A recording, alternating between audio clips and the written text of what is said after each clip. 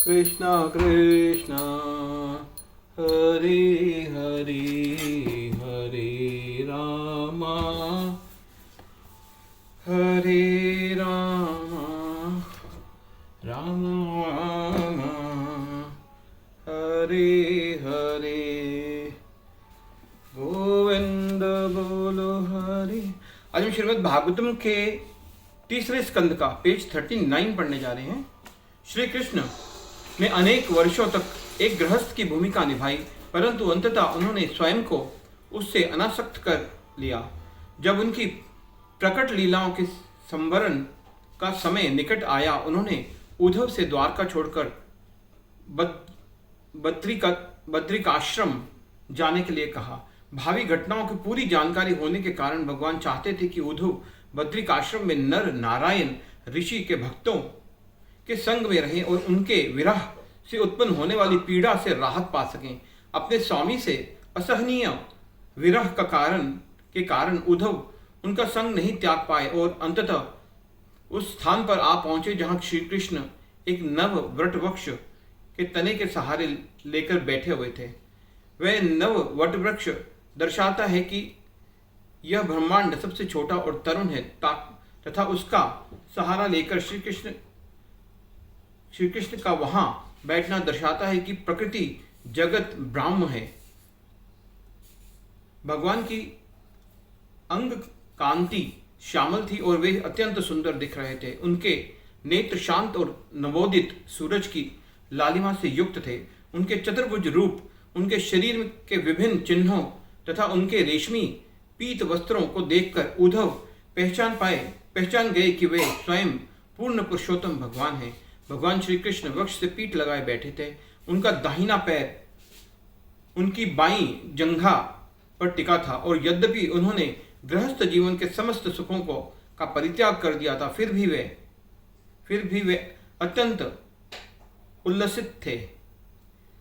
उद्धव ने भगवान को प्रणाम किया और उनके निकट बैठ गए। उसी समय वहां भ्रमण करते हुए मैत्रेय ऋषि का आगमन हुआ।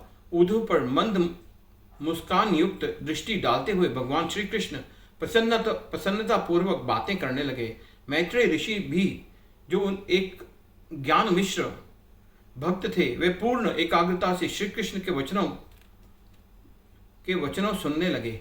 भगवान श्री कृष्ण ने कहा, सदियों पूर्व जब तुम वसुओं में से एक थे, तुमने मेरे संग की कामना की थी। यद्यपि अन्यों के लिए यह वरदान प्राप्त करना सहज नहीं है, परंतु मैंने तुम्हें यह वरदान दिया था। उद्धव, विश्वास रखो कि तुम्हें मेरी सर्वोच्च कृपा प्राप्त हुई है और भौतिक संसार में यह तुम्हारा अंतिम जन्म होगा। इस एकांत स्थान में मुझसे भेंट होना तुम्हारा परम सौभाग्य है और शीघ्र ही तुम मेरे दिव्य धाम वैकुंठ को प्राप्त करोगे।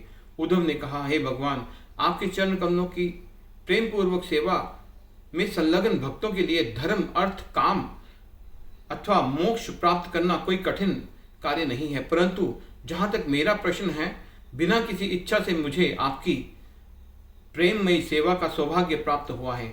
यद्यपि आपका ज्ञान अपरिमेय है और आपको अन्य किसी से सलाह लेने की आवश्यकता नहीं है, परंतु फिर भी आप एक भ्रमित व्यक्ति की भांति सलाह लेने के लिए मुझे बुलवाते हैं।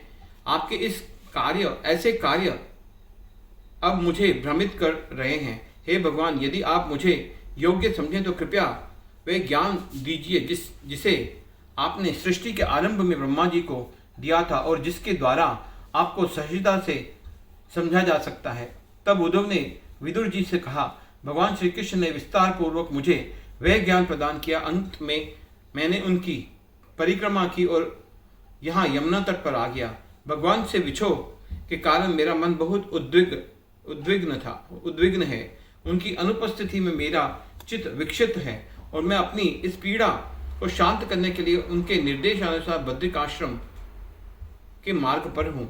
उद्धव के मुखारविंद से अपने मित्रों एवं संबंधियों के विनाश का समाचार सुनकर विदुर का दिव्य ज्ञान का आश्रय लेते हुए अपने व्यथित मन को शांत किया और जब उद्धव वहां से प्रस्थान करने के लिए तैयार हुए, विदुर ने उनसे उस ज्ञान का व्याख्यान करने का निवेदन किया जिसे उन्होंने प्रत्यक्ष भगवान श्री कृष्ण से सुना था, परंतु उद्धव ने विदुर